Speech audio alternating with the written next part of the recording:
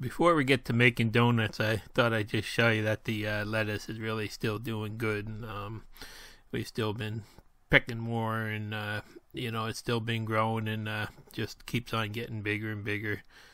Here's the size of the heads of the leaves now that are left.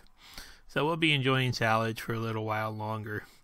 But anyhow, this is a recipe that my wife found at the King Arthur Flower site that uses supposed to be pumpkins, but you can see here we still have butternuts left in the root cellar from last fall, so we're trying to use them up, and we're starting to get down a little bit on what's left in there, but I figured I'd pull out some butternuts, and she roasted them as in that video that I did a while back. You just kind of throw them in the oven, roast them, and then put them in the food processor and puree them. So to start out with, these are basically the ingredients that you need. We have these Wilton donut pans that she uses for making the baked donuts. And the first thing you have to do is just set the oven for the 350 and let that start to warm up while you're getting everything together. I'll put a link to the location of this recipe. It's on the King Arthur Flower website. Can't really copy it here because it's copyrighted, so we're just going to show you how it's made. And basically, she started with the oil that they call for, and then there's a couple of eggs that get cracked open and put in the pan. And it's really we enjoyed them, and it's a real simple recipe to make. She just messed that egg up, broke the yolk.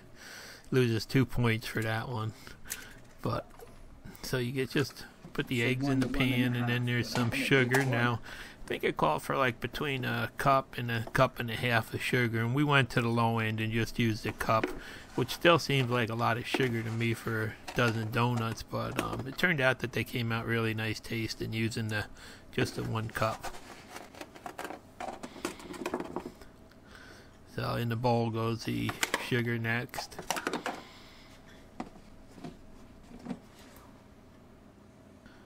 Then in goes the butternut, and this is the butternut she roasted yesterday. It's left over from a batch of soup that she made, so there was just enough extra, and this goes right in there, and you can see it's been pureed real nice in the blender. And we find that you can always interchange butternut and pumpkin in any recipes. It's really about the same flavor, and for some reason our pumpkins only last till about the beginning of February, but the butternuts will last till Easter, so that's why we're using them up now.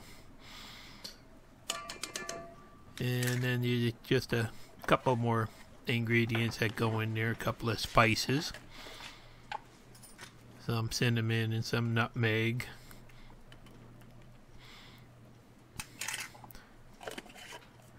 And then there's a little bit of a ground ginger that goes in there also.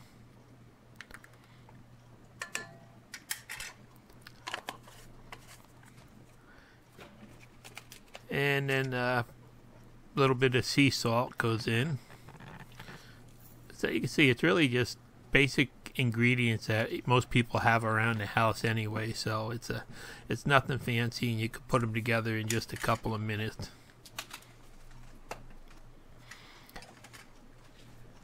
And then there's just a little bit of baking powder that goes in there.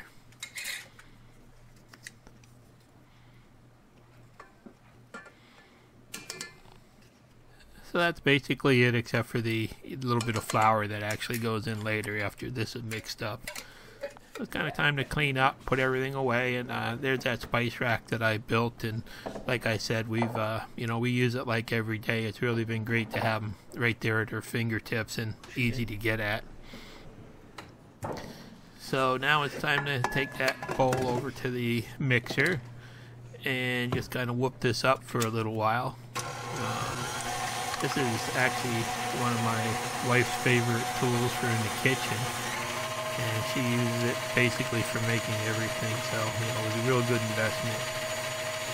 And it does make it a lot easier on her just being able to watch it mix up like this.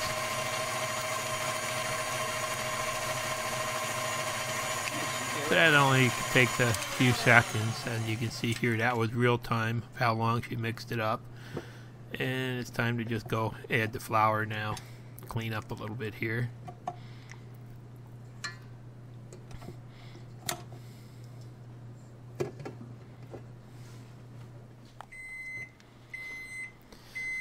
Here we are back over at the counter again, and time to just kind of mix the flour in lightly.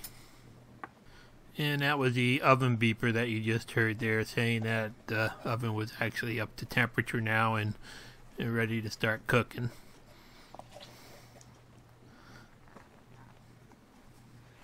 I'm definitely noticing here that she's starting to use precise measurements for cooking, the way she kind of levels off that cup there to be perfect every time. She never used to do that.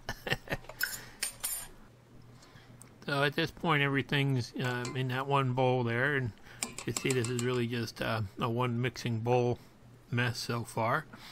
And just going to take the whisk and kind of mix that all together, fold it together, whatever they call it, lightly, and not mix it up too smooth or anything or too fast, just to make sure it's all thoroughly mixed like that.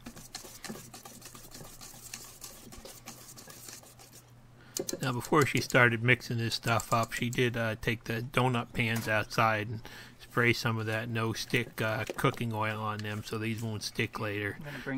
We don't bother spraying that in the house anymore because it just makes so much of a mist that goes in the air and covers everything.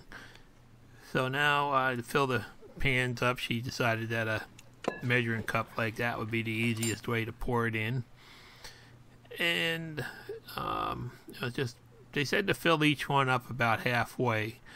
And she did that, but you'll see with the next batch, she actually went a little bit higher, and they did come out a little bit bigger and better. So here we are. Actually, you can see that knife shaking a little bit. She does have tremors, so she really can't stop that anyway. And so these two pans are, just the right size. You're supposed to get like 12 donuts out of them, and we're actually going to get 18 in the end. And these first ones, like I said, are going to be a little smaller, and then they go in the oven. Now, we've had this oven for about a year now, and it's been pretty amazing. She really loves it, cooks everything perfect, and no problems whatsoever. Timer for 15 minutes. So the oven's at 350, and then puts them in, and then use that Google timer, that Google thing for the time all the time for, timing out stuff. And it's nice because you don't have to touch anything with dirty hands. So you can see they're starting to raise up at the 4-minute period, and then, it's just about timed out now. And you can hear it's got a real nice alarm on it that you can hear throughout the house, so it, it does get your attention.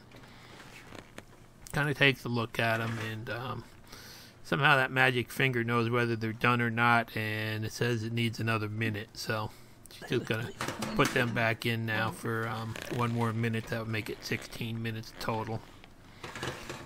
And then it's time to take them out.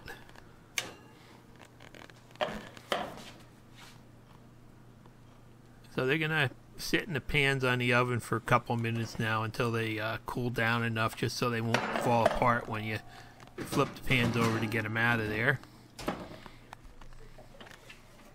Here they are about 5 minutes later, trying to dump them out of there.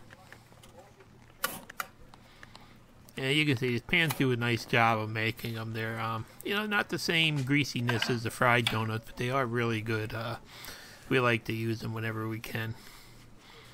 There's the first dozen of them.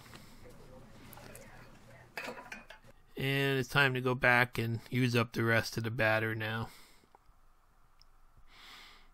So here you can see she did put a little bit more batter because trying to use up what was left, and the donuts did come out a little bit better.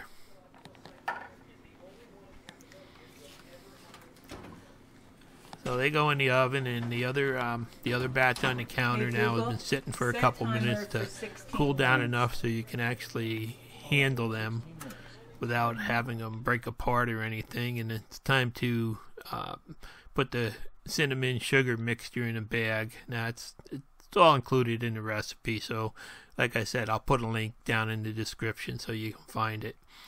Just get a plastic bag and dump the sugar and the cinnamon in, and while the donuts are still warm, just kind of put them in there.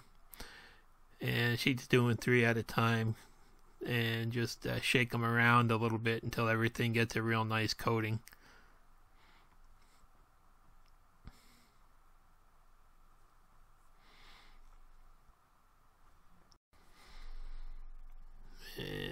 that's what they come out looking like there. You can see they look a lot better once you coat them like that. The uncoated ones look kind of like giant onion rings there. So there's the first batch, and now it's time to just go back and do the other 9 of them, 3 at a time.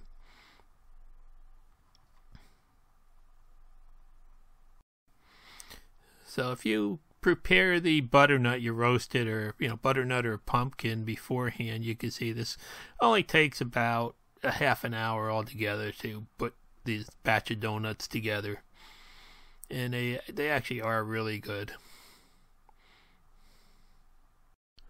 And actually, the next batch I mentioned to her that we might even want to try something like the that maple syrup glaze that we use on a butternut bundt cake. So there they are. They really do smell good, and they don't look too bad either. And here's the other batch. These are the bigger ones that came out that were had a little more in the pan, and they do look a little bit nicer there. So I sat down with a cup of coffee and a couple of the donuts and just sat back and enjoyed them. And they are a great tasting donut. They're really like a cake, and that's what they're called, cake donuts. So they're not the same as a fried donut, but they do taste great, and they're a little healthier for you. And you can see the giraffe now has a friendly squirrel living with him. So she's been busy, making some more of those animals as time goes on. Thanks for watching. Please subscribe.